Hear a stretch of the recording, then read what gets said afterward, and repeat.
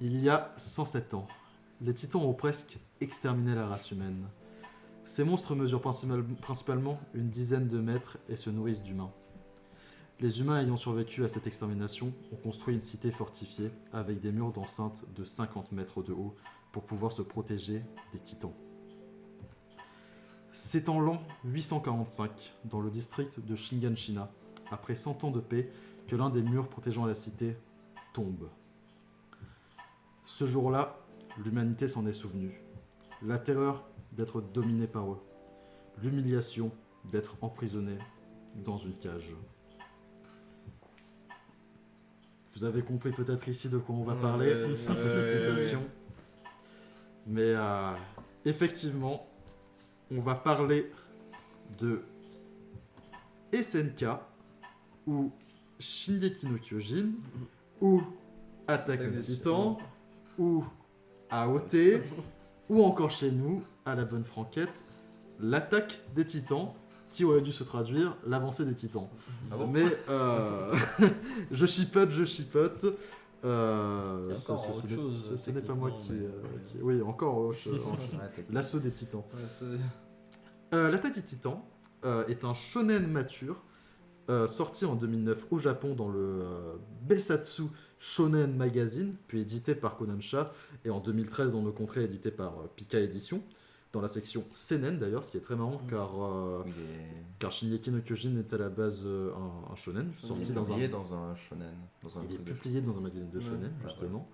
Mais il faut croire que nous, pauvres Français, n'avons pas l'habitude de voir du sang. Dès que c'est politique, c'est un seinen. Ça a été écrit et dessiné par Isayama Hajime, qui n'a pas été très connu avant. Je croyais que c'était son premier manga. Pas du tout, en fait. Car, je crois qu'il est l'auteur, oui, et c'est monsieur Hajime. Hajime Sensei, comme on l'appelle là-haut. Là-haut dans le Japon du Nord. dans le pays du soleil levant. Il me semble que le nom me rappelle rien du tout. Je crois que l'auteur n'a fait qu'un one-shot avant, mais on va en revenir dessus après. Oui, voilà, comme me fait le savoir la régie, il n'y a en fait aucune œuvre avant SNK. C'est vraiment auteur qui a bossé son truc de son côté avant de le sortir. C'est pour ça. Mais je vois aussi sa page Wikipédia, il est très très jeune. Hein, genre, ah oui, non mais... Peut-être de 80, il est né en 86, il a 33 ans. C'est ça, c'est vraiment un auteur très jeune, et pourtant l'auteur de Soul Eater va bientôt arrêter. Alors qu'il a quelques années de plus. Il a 40 ans, ouais, 7 ans de plus. Du coup, l'œuvre aura le droit aussi à son adaptation animée le 6 avril 2013. Rendez-vous compte, 2013, c'est déjà assez loin maintenant. Ça fait 7 ans d'animation là et c'est pas fini. Avec une première saison de 25 épisodes qui a fait exploser le taux d'audience de la télé japonaise, puis qui nous a fait vider notre portefeuille pour pouvoir le regarder sur Wakanim.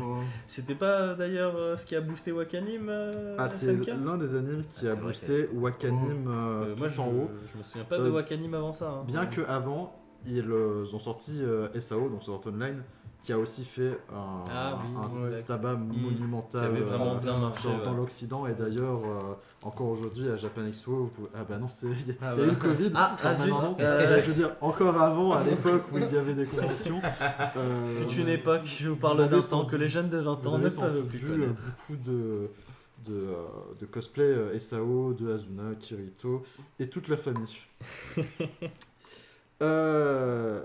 Du coup, victime de son succès, la série durera encore pendant 3 autres saisons, y compris celle qui va être sortie cette année.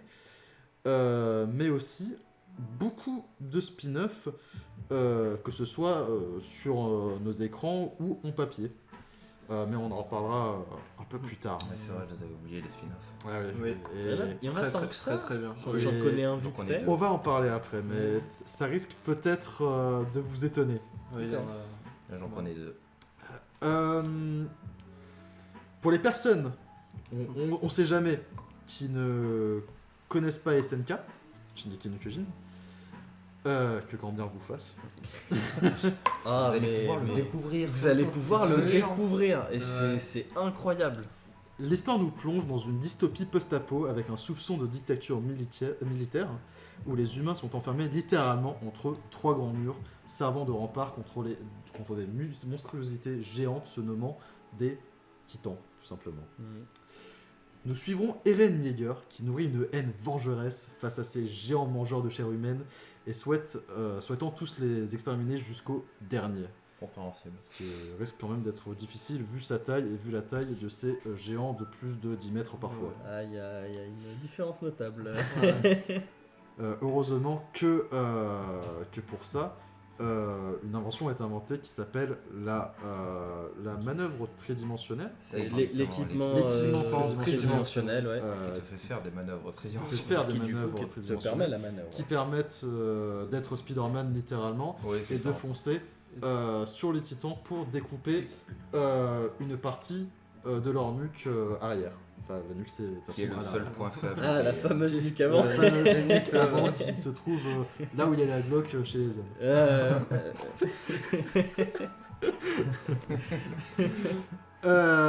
Qui est le seul point faible des titans. Qui est du coup le seul. Pas la Glock.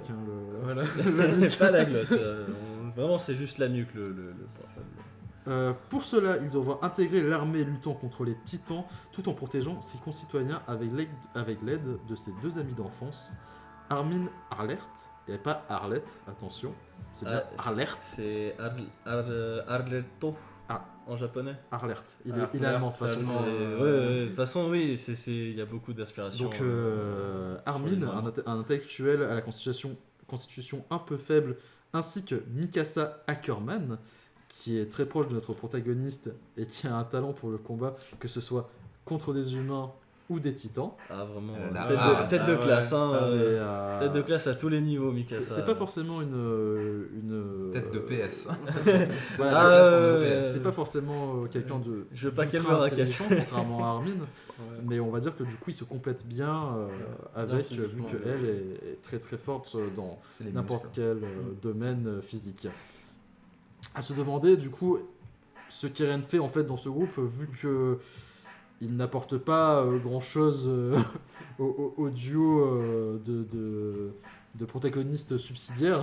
Et on a très vite comment dire, les rôles qui sont mis pour le trio. Il y a un personnage qui leur donne un rôle. Le trio est fait en sorte pour qu'il y ait une forte tête qui est Eren Yeager et celui qui justement met en place l'intrigue mais aussi l'espoir un peu de l'humanité. Armin qui sert juste tout simplement qui est l'intellectuel du groupe et qui est aussi le meilleur ami du protagoniste Eren Yeager, et Mikasa qui est là en tant que rôle un peu de maman et aussi très proche de Eren, qui peut être vu comme du love interest mais qui au final se rapproche plus d'une sœur plus que d'une amourette. Nos 3 héros vont connaître la guerre, la trahison, le sacrifice et les pertes, mais aussi des moments de bonheur avec de nouvelles rencontres auxquelles on s'attachera nous aussi très vite, pour le meilleur et pour le pire. Pour le pire. Oh, le pire.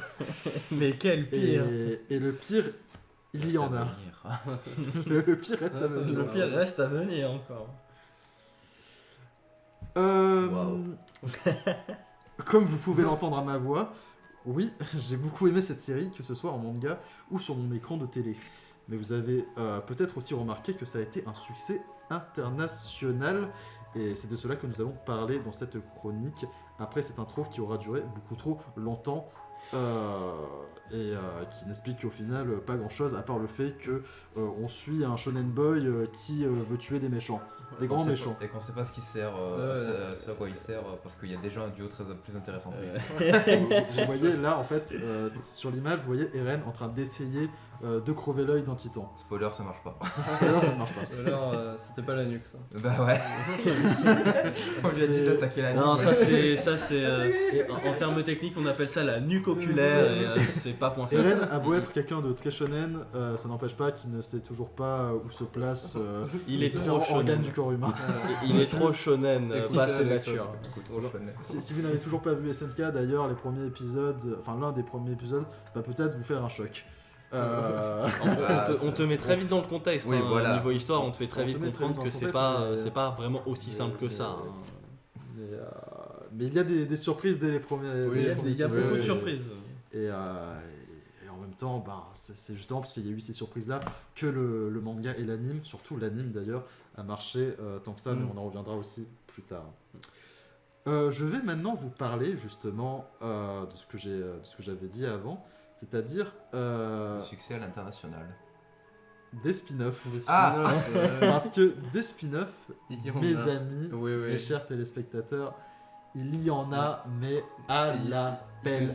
Et surtout, il y en a, mais beaucoup pour une seule licence. C'est-à-dire qu'un spin-off peut durer jusqu'à 10 tomes, ou 20 romans, ou 3 dictionnaires. Et surtout, il y en a pas mal qui sont écrits par le mangaka. Et étonnamment, il y en a pas mal qui sont écrits par le mangaka, même dessinés par le mangaka.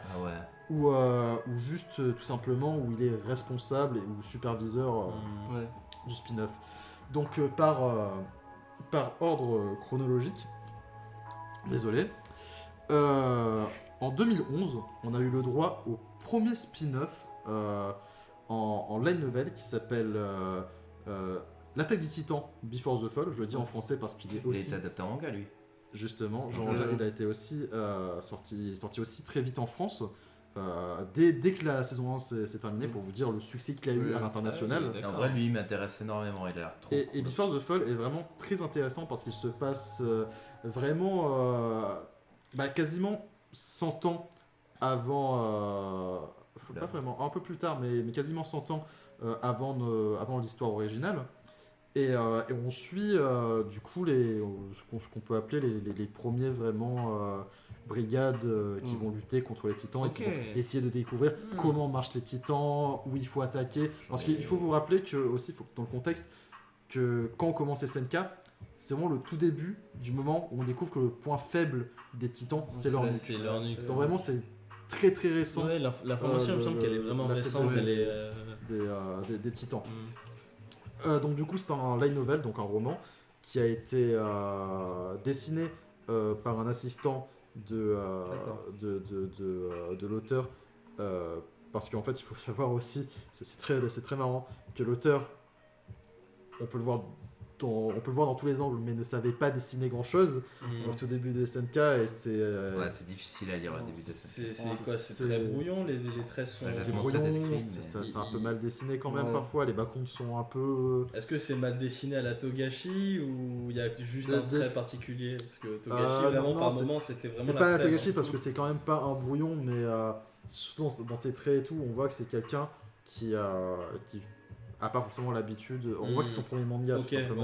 Je vois. Mais bon, quand tu t'attends à ça en 2013, ça fait un peu bizarre vu que tous les mangas qui sont sortis à ce moment-là sont des mangas qui sont plutôt bien dessinés à cette époque.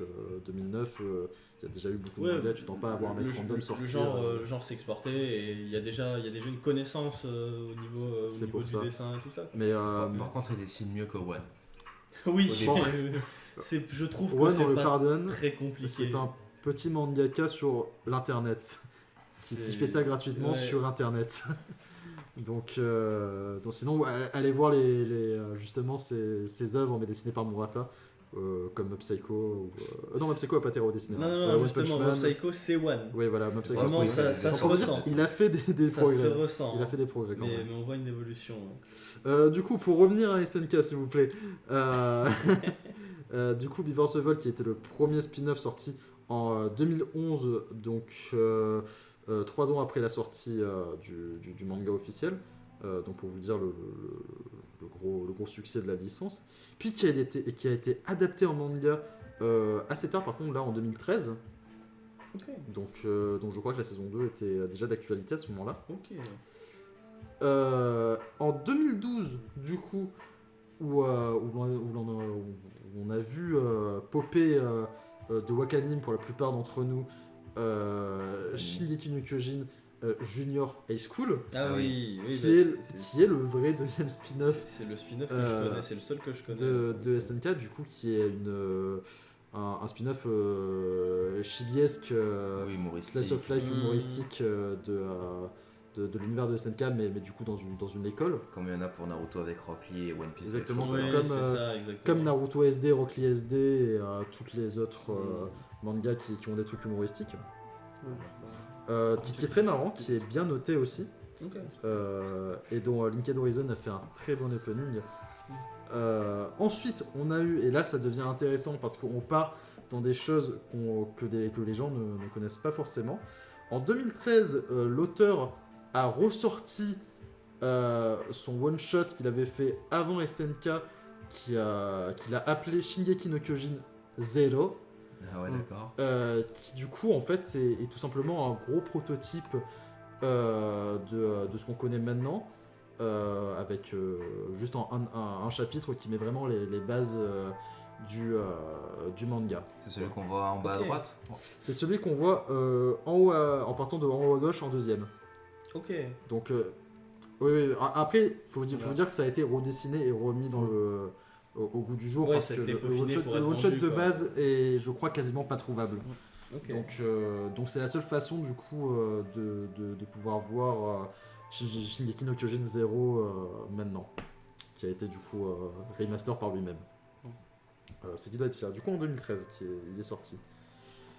Ensuite, pareil en 2013, on a eu Shingeki no Kyojin, qui sont tout simplement des petits strips comics qui semblent être canon et pas canon en même temps, parce que c'est juste quelques tranches de vie rigolotes qui arrivent durant l'anime. C'est des Yonkoma, c'est ça. C'est des Yonkoma, okay. C'est ça.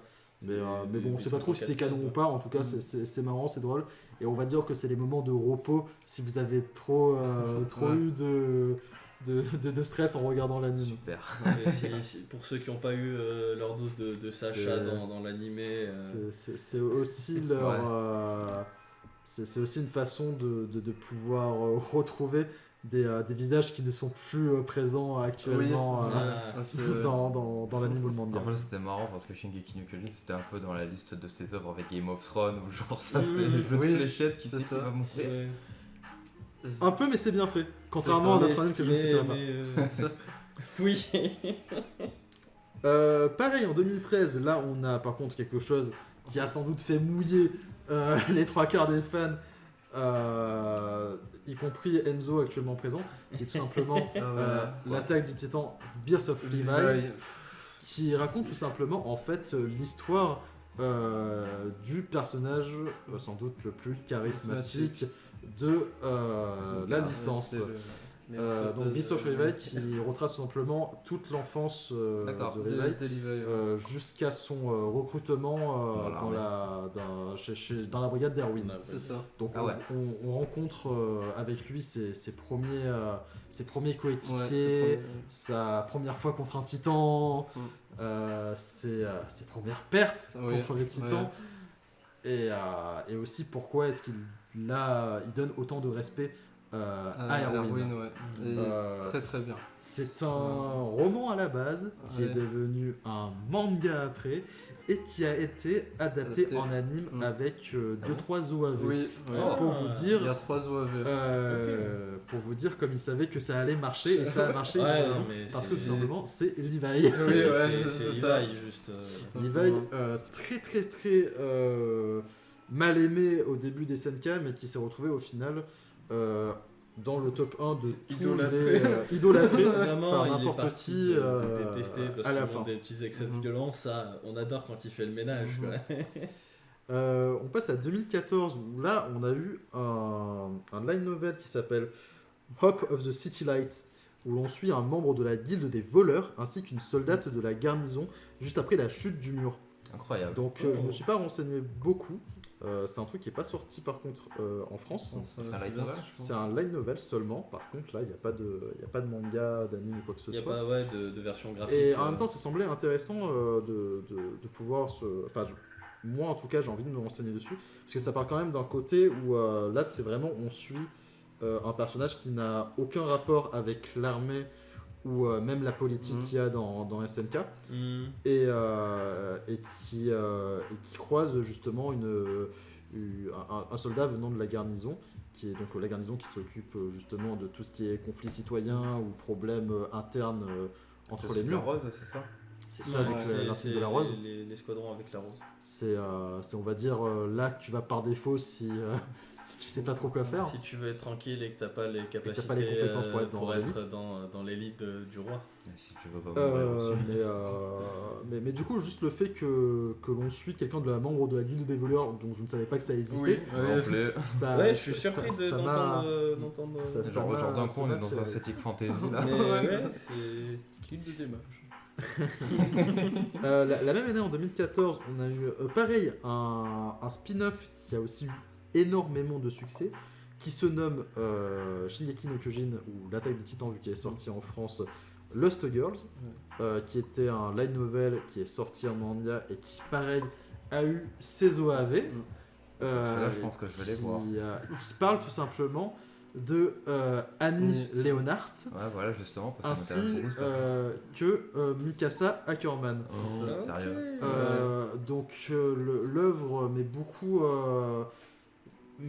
en place le contraste entre Annie Leonhardt et Mikasa Ackerman, parce que c'est deux femmes fortes qui parlent pas beaucoup, qui sont très qui sont tous les deux, qui ont tous les deux un talent hors du commun par rapport aux autres, et qu'au final on n'exploite pas tant que ça dans toute la licence, à part peut-être Mikasa, même si c'est assez indirect parfois. Et du coup, Lost Girls permet justement de se rapprocher un peu plus de Annie Leonhardt, qui a énormément de fans, que ce soit au Japon, en France, en Amérique, en Allemagne, et Enzo. Guillaume aussi, je vois qu'il aime bien. Il est intrigué. Et vous pouvez du coup aussi avoir maintenant les OAV qui sont très bons et qui sont, je crois, aussi sur Wakanim, légalement. Qui dure entre 30 et 40 minutes, je crois. Il y en a deux. Ah oui, c'est vraiment, ils sont assez longs quand même. Donc n'hésitez pas, c'est de la bonne. Et puis vous pouvez acheter le manga aussi, tout simplement. Ou de la novel si vous aimez lire les romans. En 2016, et là, c'est un truc vraiment aussi pareil qui est passé genre vraiment sous le radar de tout le monde, y compris moi. C'est vraiment surprenant. Et pourtant, ça semblait... on dirait que c'est une idée genre vraiment cool. C'est l'Attaque des Titans Anthologie.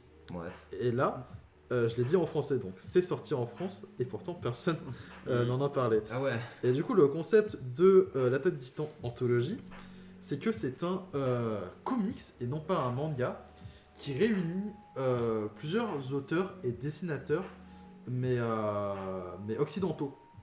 Donc surtout des Américains, vu que c'est des auteurs de comics surtout, comme par exemple Scott Snyder, qui a fait beaucoup de comics Batman que beaucoup de gens aiment beaucoup, comme je crois la mort de Batman ou un truc du genre.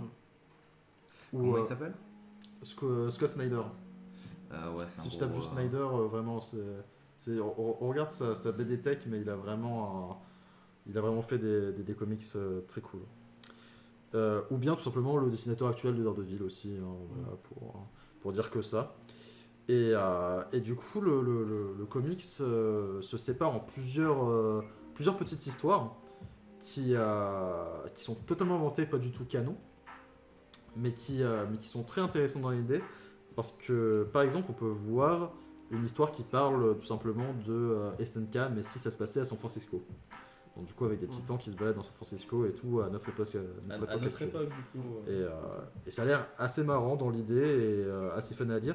Je crois que je m'étais renseigné un peu et c'est... Alors Amazon, je sais pas si on peut l'acheter, mais le livre se vend à peu près à 27€, je crois, j'avais dit.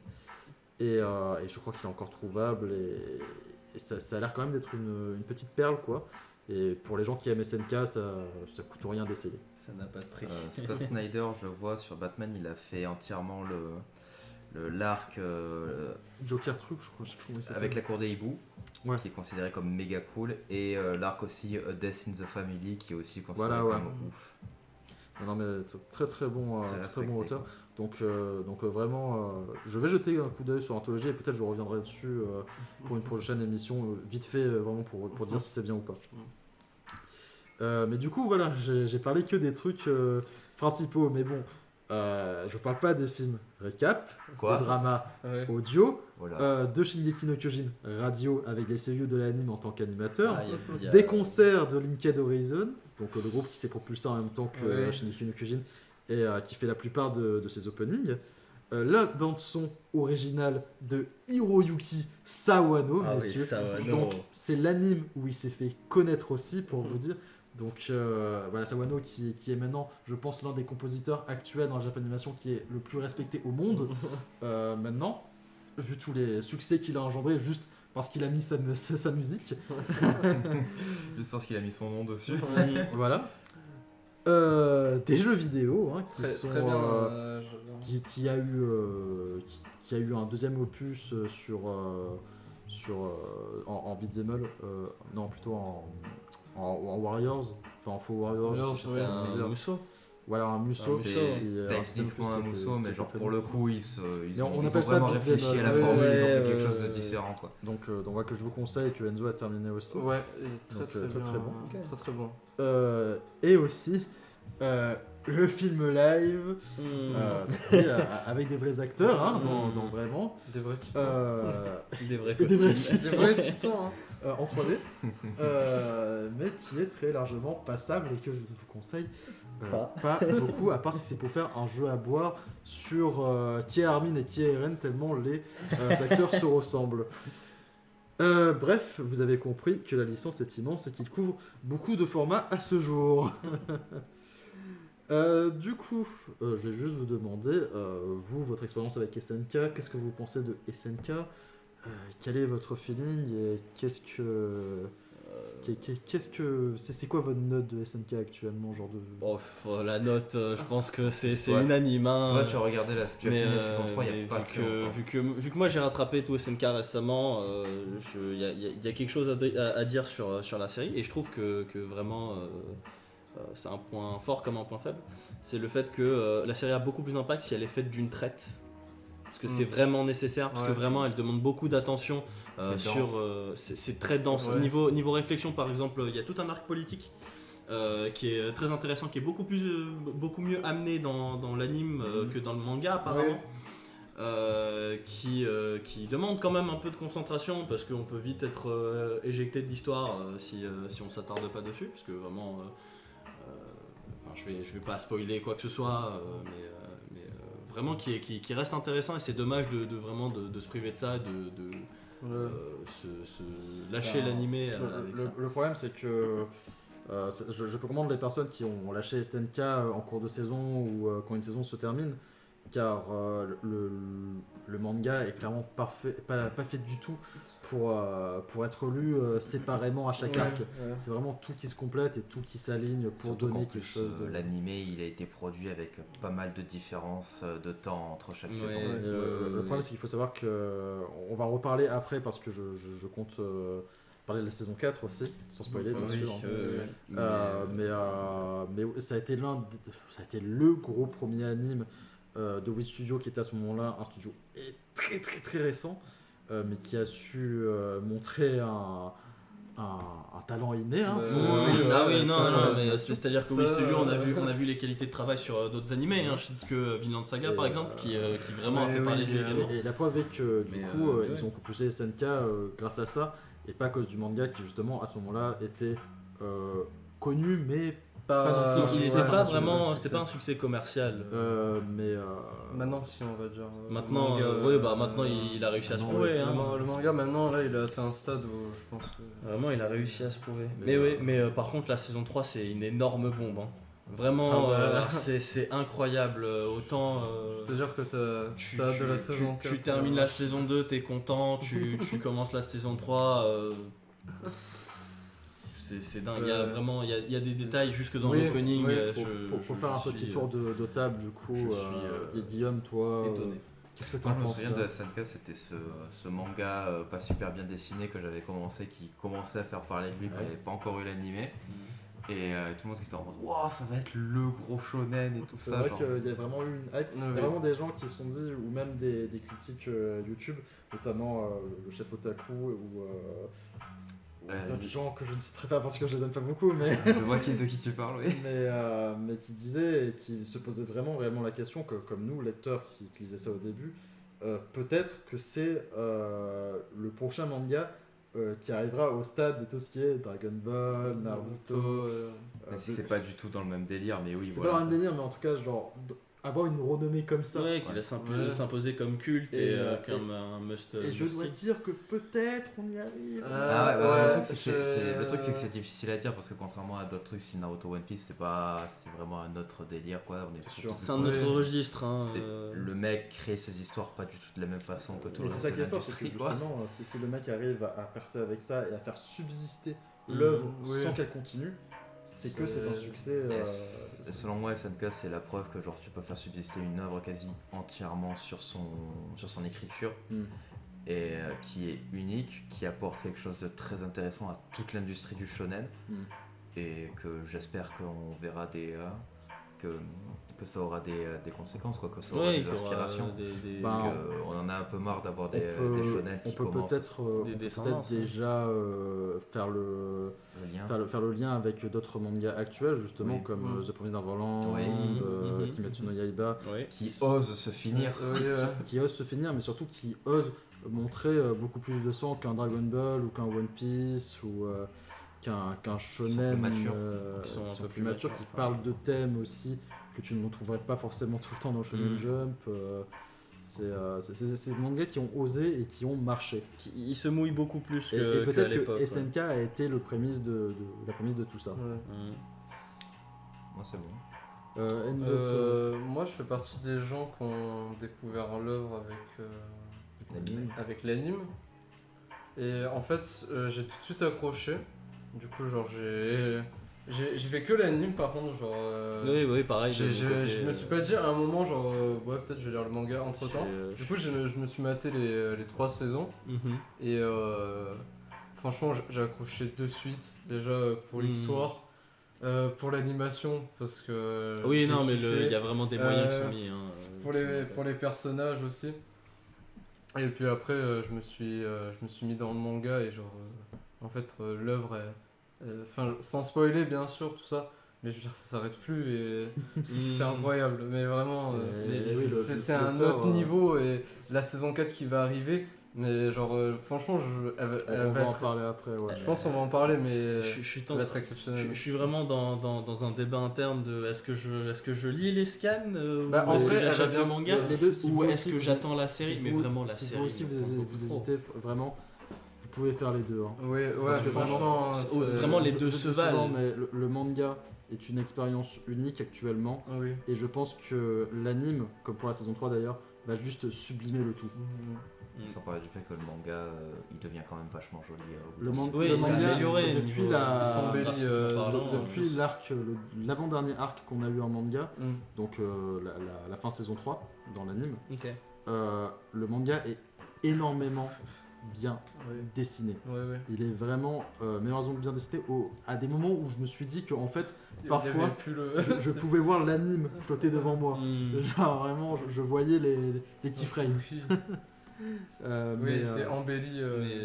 Mais après, à savoir si c'est ses assistants. En fait c'est ça aussi. On ne saura jamais.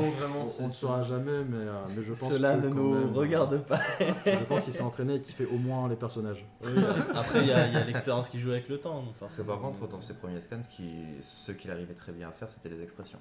Avec les mimes, je pense que son trait au départ a joué sur ça. C'est pour ça qu'en fait l'horreur des visages des titans. Oui, il avait un trait hyper appuyé. Il avait quelque chose de très marqué justement. Moi j'aimais bien. Mais en vrai, ça a joué justement sur le fait que SNK ait bien marché, je pense, parce qu'il avait son côté terrifiant au début qui jouait sur justement cette peur psychologique du titan et de l'ennemi qu'on comprend pas, qu'on connaît pas. Tout le monde n'arrêtait pas de dire qu'au début SNK c'était un seinen, et je parle de sites comme Wakanim ou Kana, Picadition, qui vraiment étaient en mode c'est un seinen. Et c'est compréhensible parce que ça sort comme ça, il y a du sang partout, il y a des morts à tout bout de champ, ça parle de sujets. ça parle de c'est des sujets plus Ouais, développés, voilà, mais après on a une image assez particulière du shonen, que ce soit en France voilà, ou même donc les c'est Américains, pour ça. quoi que ce soit. On a cette notion un peu plus C'est une légère, version différente. du gamin préadolescent, adolescent et tout ça. J'ai envie de dire, même pour un shonen, SNK il se distingue du lot. Hein. Oui, bah oui, shonen bah, qui sont aussi vénères. il est marqué comme Mais, shonen mature. hein. Pour finir, je dirais que du coup, si vous avez essayé SNK il y a longtemps ou que vous n'avez pas trop accroché, je sais pas l'année dernière, que vous n'avez pas laissé votre chance à la fin de la saison 1 ou à la fin de la saison 2, surtout à la fin de la saison 2, je vous conseille très fortement d'essayer de vous refaire tout d'un coup la série.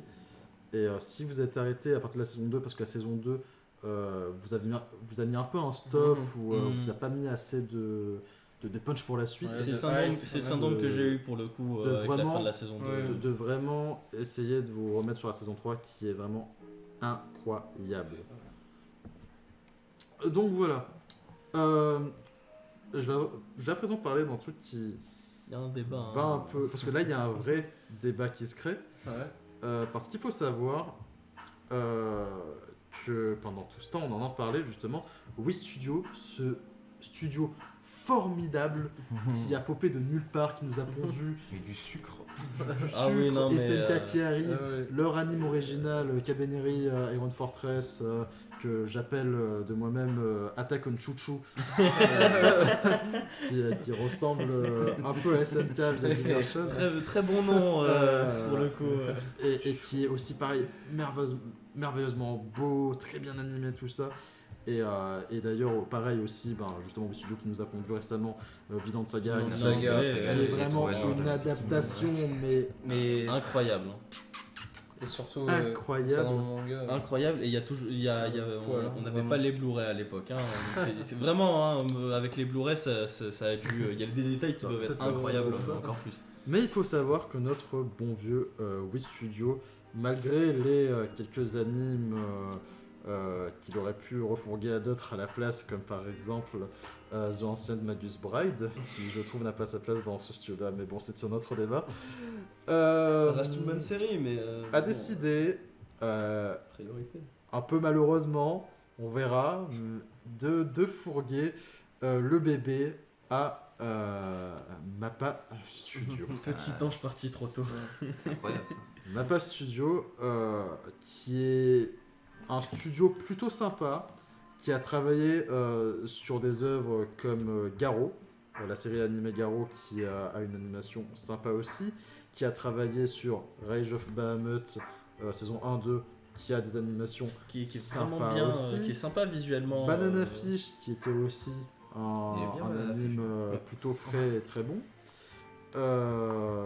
Dororo. Dororo, qui était aussi très très bon. Oui. Zombieland Saga, que beaucoup de gens ont adoré, très marrant. Dororo, sauf un épisode. Doro et Doro, justement. qu'ils ont Oh. fait. Il y a des chances Euh, qu'on voit de la 3D dans la saison 4. en fait, il y avait déjà un peu 3D, mais c'était vraiment invisible. C'était Oui, léger, non, je vois, c'était les trucs de fond. Non mais ça se voit, tu peux pas faire des plans comme ça en 2D. Mais après, oui. Euh, Je sais que dans la saison 2, vers la fin, il y a des plans 3D et c'est vraiment on les remarque. parce Il y a qu'ils sont beaucoup de vraiment titans qui sont en omniprésents. 3D. Ouais, Aussi Mappa qui s'occupe de Granblue Fantasy saison 1-2 et qui ont fait Jujutsu Kaisen Jujutsu Kaisen qui va bientôt sortir, non qui va bientôt Octobre sortir, 2020. qui arrive. Hein. qui va arriver. Mais aussi qui s'occupe de plein d'autres animes, ce studio Mappa. Et en fait, pour tout vous dire, ce qui me dérange, c'est que Wii Studio aurait refourgué leur bébé doré qui leur rapporte des millions Et vraiment la poule aux œufs d'or qui Ouais, est c'est partie, incroyable. hein, ça n'a pas de logique. Hein. parce qu'ils n'auraient pas le temps. Mais pas le temps de quoi. Moi, je trompe. Pas le temps de quoi, sachant que le seul anime qu'ils sont en train de faire, ou en tout cas qu'ils ont annoncé, est Great Pretender, qui n'est pas du tout, qui ressemble pas du tout à SNK et qui a même un autre. Qui a l'air intéressant, mais qui est très intéressant. Hein. mais c'est pas le Mais, même niveau. Mais qui est le seul projet du coup du studio et qui semble quand même être très bas niveau animation et style comparé à SNK. Comparé à SNK, sinon C'est plus classique. c'est très propre. mais je trouve que moi, ça reste justement juste très propre. Et à côté, Mappa, par contre, qui a le triple de leur anime et qui s'occupe de faire beaucoup de choses qui sont à venir durant cette année 2020 et 2021. Donc à ce moment-là, moi, désolé, je me demande, est-ce qu'il n'y aurait pas une douille? C'est magnifiquement dit, Non, mais on y a réfléchi, vraiment, on a essayé de tourner le problème dans tous les sens. Je vous avoue que mon équipe et moi, on y a réfléchi pendant des semaines et des semaines il y a vraiment lors de cette annonce qui trop de logique. Qui m'a terriblement choqué, malgré un trailer qui était tout à fait... Oh là là, le trailer qui pour moi en dit un peu trop, et je pense que ça en dit un peu trop parce que justement c'est un nouveau studio et qu'ils veulent se faire un peu remarquer. Ils veulent montrer que il faut leur faire confiance, mais ils ont trop montré, je trouve. D'ailleurs, attention, parce que le studio Mappa a annoncé sur le site de SNK officiel que l'anime allait être beaucoup plus beau que ce qu'on voyait dans le trailer. Ouais, bon, ça, après, c'est vraiment... Les promesses n'engagent que ceux qui les reçoivent. C'est vraiment... Alors, c'est pas dans le vent parce que c'est vraiment sur leur site. C'est écrit sur le site SNK officiel en gros. En gros, en rouge, surligné, avec du marqueur, du blanco, il y a tout. Vraiment, ça sera plus beau que les trailers, sachant que le trailer est magnifique. On dirait un film. Ah non, mais vraiment, je l'ai vu que très récemment le trailer parce que j'hésitais justement à le regarder. J'étais refait. Je vous avoue que beaucoup de gens, ainsi que certaines personnes dans mon équipe spéciale Japanimation Weeb, ont dit que c'était sans doute du flan et qu'ils nous vendaient trop de rêves. Mais je viens de voir, du coup on m'a enseigné un petit peu sur les studios que du coup l'actualité en direct. Flash news, flash info. Le studio Mappa du coup il a un effectif de 145 personnes, c'est pas mal, etc. Mais par contre en fait le studio Wiz c'est un studio qui est adjoint à une société mère. Oui. Du coup, il a pas mal de sociétés sœurs dont Production IG. Et on sait que Production IG... Oui, justement, c'était ça la douille aussi, c'est que peut-être que Wii Studio, heureusement, aurait pu donner l'anime à IG Production ou à un autre studio, ou à Madhouse aussi. Ce que je pense que ça, oui, voilà, c'est ce que je pense que ça va faire à l'intérieur de Wii Studio, c'est que ça va refourguer du travail de partout à travers toutes leurs studios de sociétés sœurs, parce que s'ils veulent faire du gros taf, ça va être ça. Hein. Et c'est le seul moyen qu'ils ont de surpasser Mappa, quoi. Enfin, vis-à-vis des productions qu'ils ont, soit, ou alors ils ont fait, genre, je sais pas, ils ont recruté 10 000 personnes dans l'année, là. Surtout que le truc qui est bizarre, c'est que... Après la période là de vache maigre, je suis pas sûr. Recruter... on sait pas, c'est très... Enfin, on est tous, il y a peu d'infos, vraiment il y a peu d'infos, c'est très flou. On s'interroge tous, mais on attend juste de voir, hein, parce que... On ne constatera l'effet que lorsque la saison sera sortie et qu'on pourra voir... En tout cas, ce que je peux déjà vous dire moi personnellement, c'est que le studio Mappa est un très bon studio, et que je pense qu'ils savent que là il y a vraiment beaucoup d'efforts à faire pour SNK, surtout pour la saison finale. Ils sont conscients de terminer la licence pour toujours. Et je pense que niveau animation, on sera servi quand même si peut-être ça va être différent de le studio. Et d'ailleurs, en parlant de cette différence, ça se voit aussi dès les trailers quand vraiment on commence à regarder bien les trailers et tout. Je l'ai visionné déjà plusieurs fois moi. Mais la différence de chara design et de couleurs et tout se ressent déjà dans les trailers. Donc ça va peut-être piquer pour les gens qui sont vraiment habitués au travail très propre de SNK sur de Wii Studio. Il y a une volonté plus cinématographique. On dirait un film. Vraiment, c'est je sais pas comment vont s'agencer les épisodes, mais si chaque épisode est un micro-film, c'est incroyable. Moi j'attends ça avec tellement d'impatience. Du coup je m'étais trompé tout à l'heure, c'était du coup Wii Studio, c'est les anciens possesseurs. Rectification en direct. Oui, Wii Studio c'est les anciens possesseurs de SNK et c'est eux qui ont toutes les sociétés sœurs, etc. Et du coup c'est Mappa le nouveau qui n'a pas de société de sœurs, qui a un effectif de 145 personnes. Du coup je sais pas comment est-ce qu'ils peuvent faire ça. C'est vraiment... cette donation n'a aucun sens.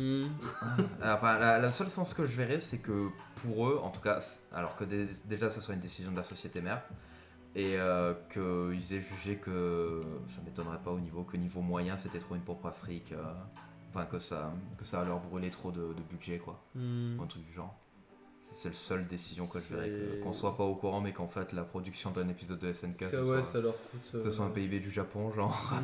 À moins que Great Pretender soit un projet aussi gros qu'en fait ils peuvent pas s'occuper de SNK, mais... j'ai vu des doutes. J'ai jamais des doutes. Après c'est bizarre parce que après toutes ces années avec SNK, genre ils savent que les fans en plus sont patients. On l'a déjà été avec la saison 2 et la saison 3, même la partie 1 de la saison 3 et la partie 2 de la saison 3. C'est vrai que la saison 3 elle est sortie en 2 parties. Et ils savent que les fans sont patients et qu'ils veulent juste de la qualité.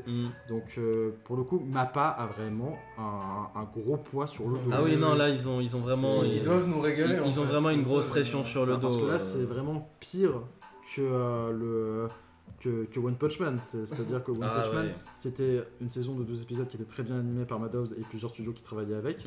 Et là il y a eu la saison 2 qui a été faite par un seul studio mais qui est resté quand même très bon, qui est bonne et qui a des plutôt bonnes animations même si certains sont des langues de vipère et disent que non, qui est sympathique et qui a un très bon animé de saison et qui est facilement suivable, qui reste du très bon. Vraiment il y a de la qualité, il n'y a pas de souci, mais là pour le coup pour SNK c'est vraiment dans tout d'autres niveaux parce que c'est une série qu'on a toujours l'habitude de voir chez les studios et qui d'un coup part chez quelqu'un d'autre pour la saison finale.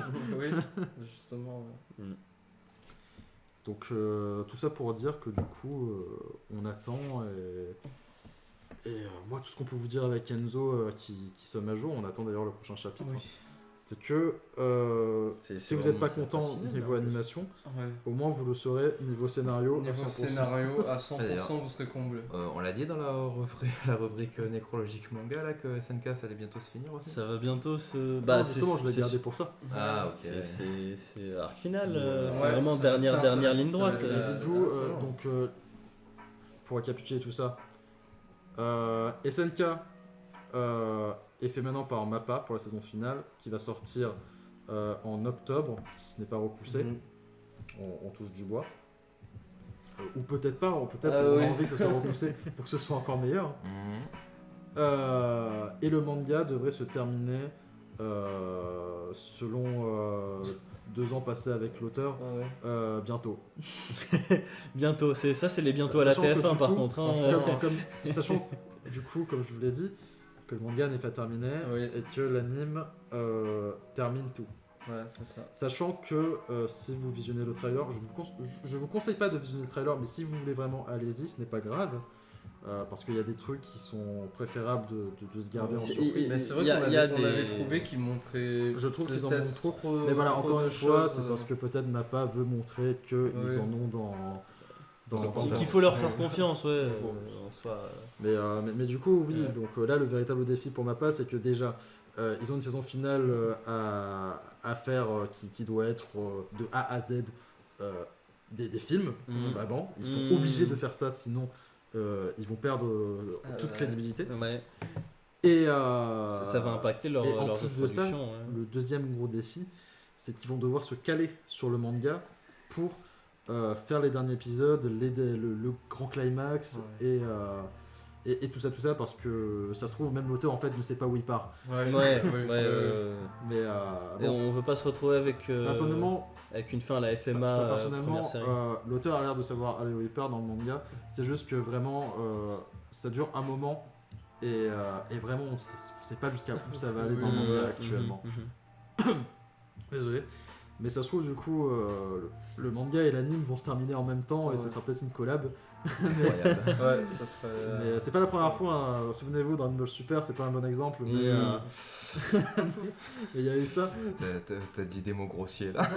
J'ai dit un gros mot là. Non, mais il y a un très bon épisode de Gintama qui explique tout le syndrome. Je vous invite à visionner un épisode de Gintama qui parle justement de ça et qui explique pourquoi est-ce qu'on a des fillers maintenant dans la plupart des animes. Enfin bref, du coup SNK c'est bien, essayez de visionner SNK si vous avez Oui. pas aimé la première fois. Continuez de visionner SNK, lisez le manga si vous voulez. On a tous très hâte de la saison 4. Et j'ai fini ma chronique. Eh ben, merci Thomas. Merci Thomas. Merci à vous tous d'avoir Cette écouté. chronique C'était bien après 22h. C'est ça. Ouh là là là là. Bonne qualité la chronique. Bah, on dormira demain, c'est pas un souci. On a tout le mois pour rattraper le sommeil qu'on vient de perdre là. Je travaille pas. Alors, eh bien, du coup, merci de nous avoir suivis durant ces 2 heures de longue nuit pour nous. Ah ouais, merci, Actuellement, merci beaucoup. Bientôt 4h du matin. À 2 minutes, non, 12 minutes près, 12.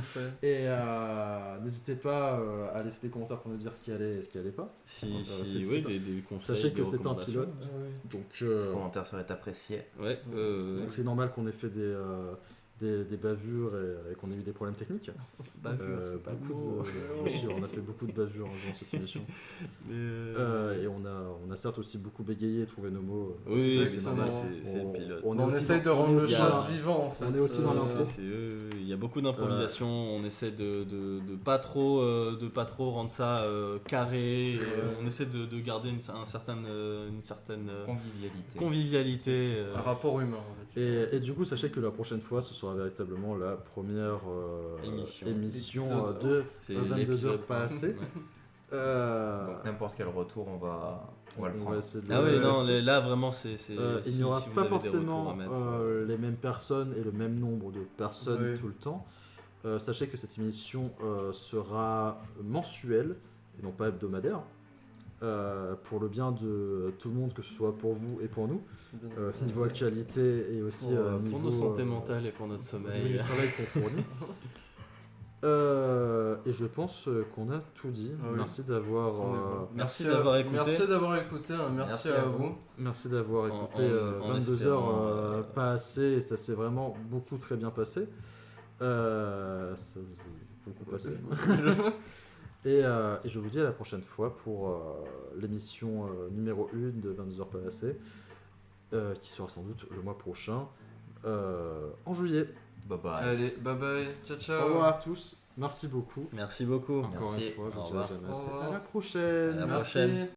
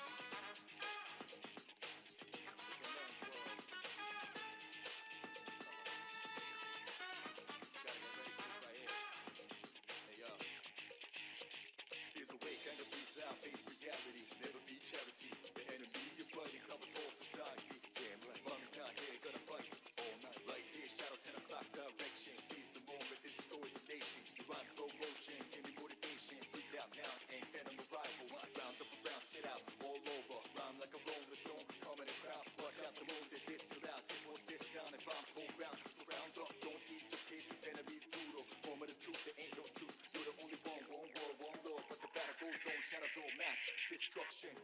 Oh yeah, down, down, down, down, down, baby, baby.